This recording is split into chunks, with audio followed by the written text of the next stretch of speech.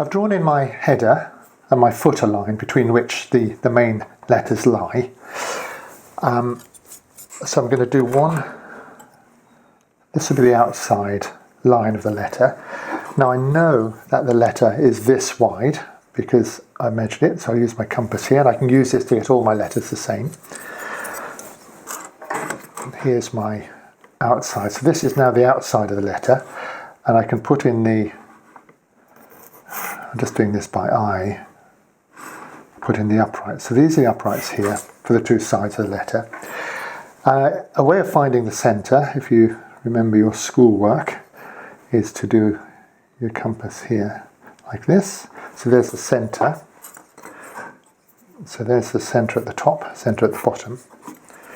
Now I've also drawn in this line, which is 2/10 of the way down, and so bottom right, top left. So that's my thick, and that should be the same thickness as this upright. So that would come up here, and then I'll just join that to that. That's about halfway. So we've got this short one here and a long one there. And here I've made my 1/10 and 2/10 here. So that gives this a slightly different. Now this is a thick one in this direction. Again, I do this by eye, but that would be the same thickness as that. And then I'm filling in here. So again, a short. So two thick uprights, two thick angles here like this, and two thins joining it together. So you have this odd looking, but really quite interesting looking sort of hexagonal.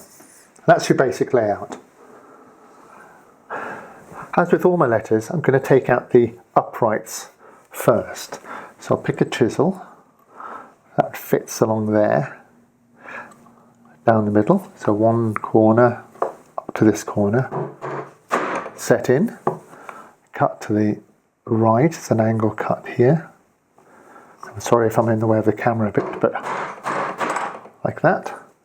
Swapping hands, corner to corner.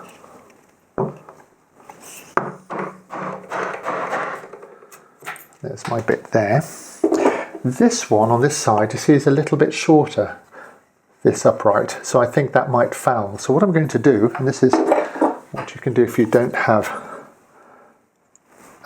a wide enough one, I'm going to use a narrower tool. I'm going to put it in here, then shunt it up a little bit. So that would be the ideal width of the tool I have, the chisel. Corner to corner that way.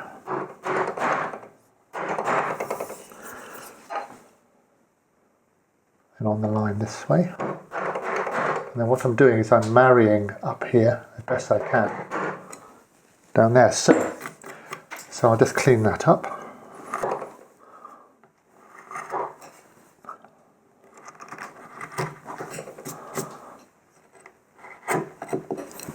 Okay, so there's my uprights. That's the first thing I need to do. So next I'm going to stab in these lines here. Let me just get the right tool here. So I'll put a chisel along here so that I'm stabbing in the centre lines there, also this little bit there, and similarly down here I'm going to stab in down there and up here. So these are stop cuts. That'll help me with the grain. I'm also going to put another one here into that corner and another one into this corner. And then I'll probably put one over here. So I go around and make these little stab cuts like this. So I'm actually, you can see, going in the middle and then to the corners. I said I've gone outside of my line here, but that's me being a bit hasty. Ideally I should be on that line. I'm not quite sure why I've gone out, but that's the way it is. So now I've got my stab cuts here and I can start removing this wood. So what I would do is I would start from the wide ones and pull that back like this. I'll do it on this side. This is exactly a mirror image. So I'm pulling that back here with a slice. So that corner is going in there like that. And I'll pull that one in there. And also do it to this side here. So I'll pull those up a bit. And then I can start removing wood here. So like, let's show this one first. And down that side.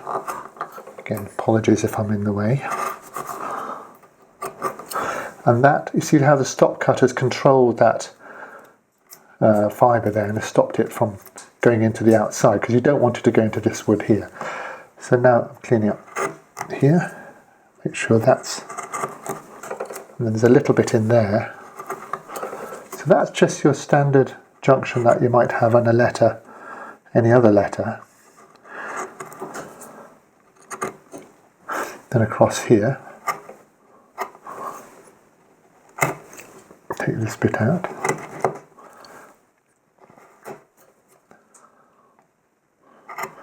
And then that's a narrow going to a wide, so I've got to drop that corner in there. Take that out there. And then down here.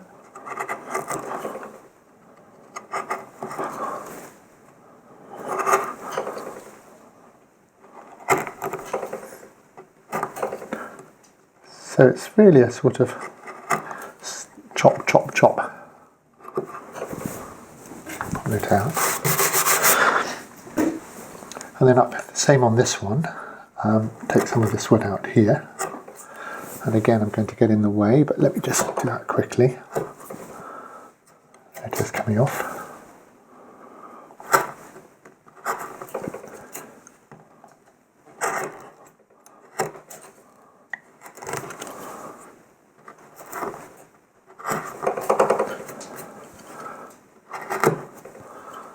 Sometimes, if that is difficult to get at in here, let me just say that you can use a skew chisel like that, or a fishtail chisel like that. Like down here, that might be better in there. So those are options. I'm taking this out now on this side.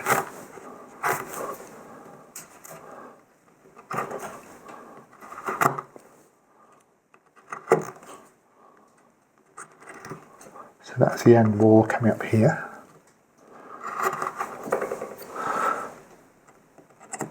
And the end wall is along here. So what's important is I am doing a bit of a slice. So I think you can see the tool goes across like this on this side. Like this. So that gives me a clean surface. Anyway, that's the basic letter format, and you're trying to get these. Obviously I've got, as I said, I'll leave that as it is, but that's wider there than it should be. This should be the same as that, but you probably wouldn't notice that in the letter, but generally you want to get this tidy in here, tidy junctions, this line in the middle, these parallel, and all this nice and clean. So you'd finish that off before you move on to the next letter. And I tend to do the uprights, and then I do all this bit, working along all my letters. So having done that, let's see what else we can do with this basic shape. I'm going to carve this letter O again, but from a different camera angle, so you can see again what I've been doing. So again, let me just do this.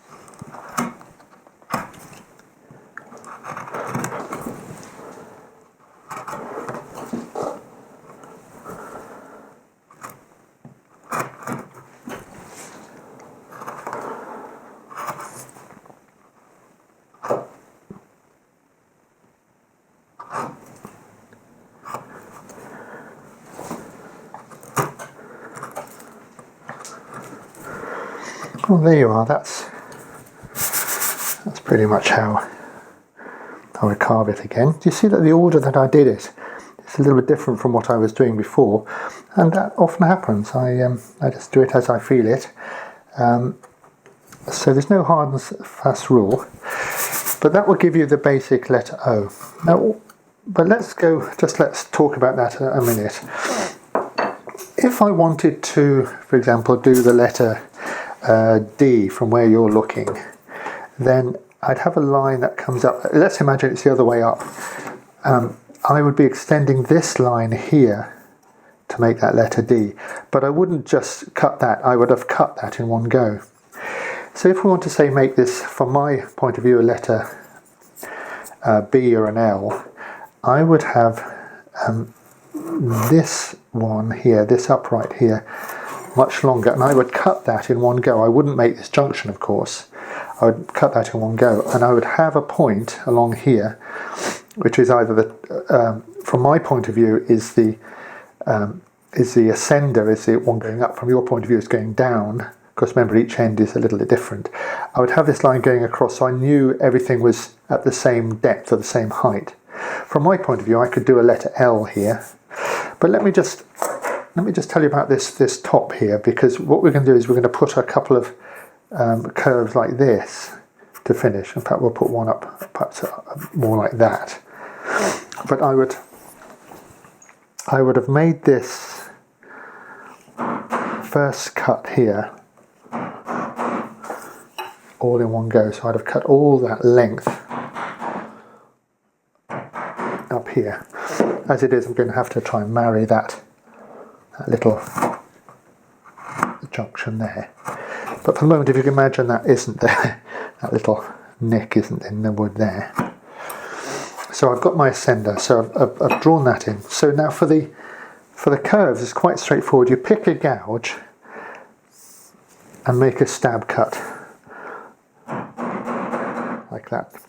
Let me just erase, because I don't really need these things here. I think you can see that more clearly. So I've made my stab cut with the gouge like this, and I'll be able to repeat this cut all the way along.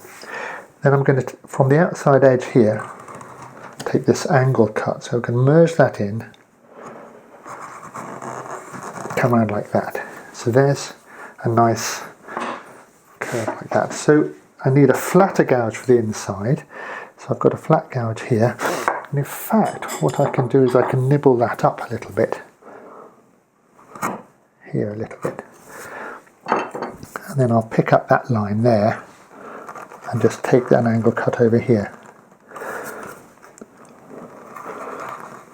Now that's the sort of thing you would use if you're doing a letter, an M. If I do it from your point of view, you could do this sort of cut underneath, or an N, and you just leave it as one.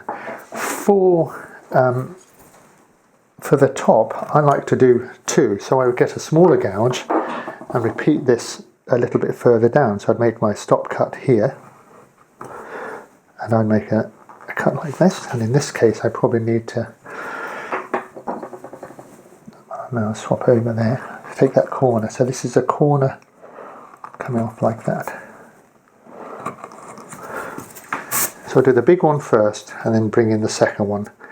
And again, if I was doing one of these things where I'm putting a little bit on the end here or on the end there, I'd exactly the same way. I would stab in, make that cut like that, and with a flatter gouge just finish off the inside.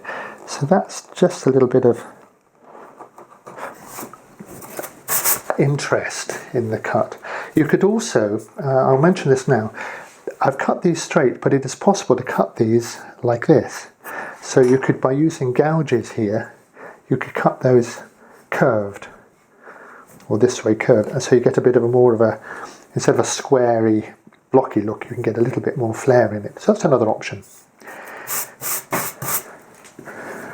I'm going to show you how I carve this letter I, particularly so I can show you this little point here, this diamond top.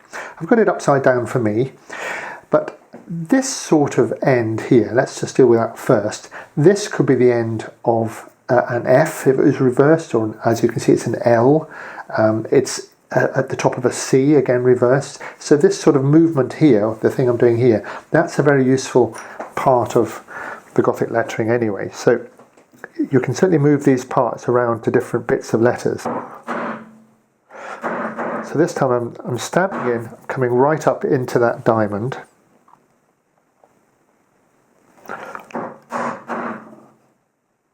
Marrying those in. Just take a little bit more of that.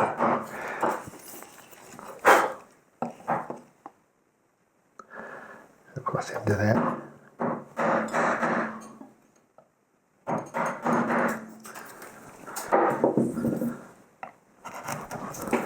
A little bit about clean up.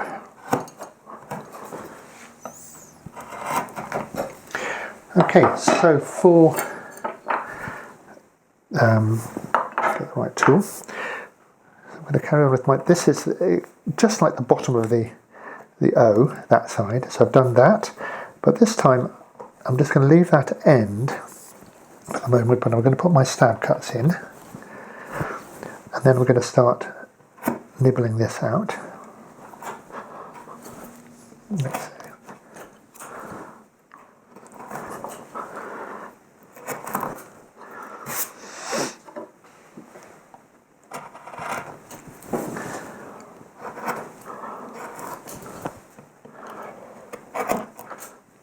So the difference is, when I come to this bit here, what I'm going to do is I'm going to get a gouge, and I can make an angled stab cut in here like this. I'm going to have to use my mallet, like that. However long I want it, then I'll take out a chunk like this. And the thing is, I'm going to repeat this wherever, so that'll be a fixed sort of element. So that's the bottom. Just need to clean that up a little bit. And while I'm at it, did you see that I made a bit of a, in my speed here, I've torn out a little piece of wood there, and that's the sort of place where this sort of little detail comes in handy. So that's exactly the same as we've done before, but just a little, like a little pen thing that you could do. So that might be a way of disguising that, but you'd have to do that on every element that is this angle here. Okay, so let's have a look at this top.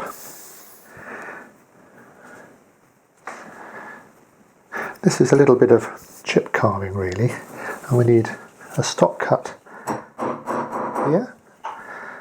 A stop cut out to the diamond there, and a stop cut out here. And then I'm going to go downhill, so I'm coming from the side first, the grain's going in this direction, push it down like that, this corner. And certainly a fishtail chisel is a good option here, but I think I still will find that the bottom is a little out of touch of the corner. So I've gone down as far as I can. I'm going to have to switch to a skew chisel, pick up that edge there. Now when I'm in here, what I mustn't do is this, okay, because that'll snap the tip off. So if anything that way, but never that way. That's a general carving thing.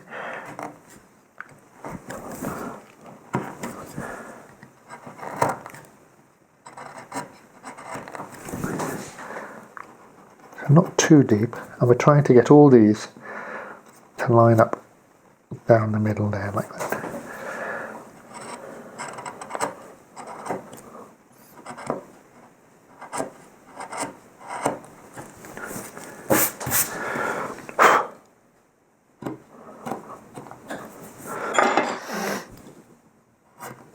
Okay, so there's the this diamond. And of course you can, as I said earlier on in the previous video, you can use this in as a stop anywhere you like. And we could have stopped it by putting a sort of little version of those like that on that side. So it's another option. Anyway, so we've now got the various parts that go into making, you know, the twiddly bits on these Gothic letters that give them a sort of lot of interest.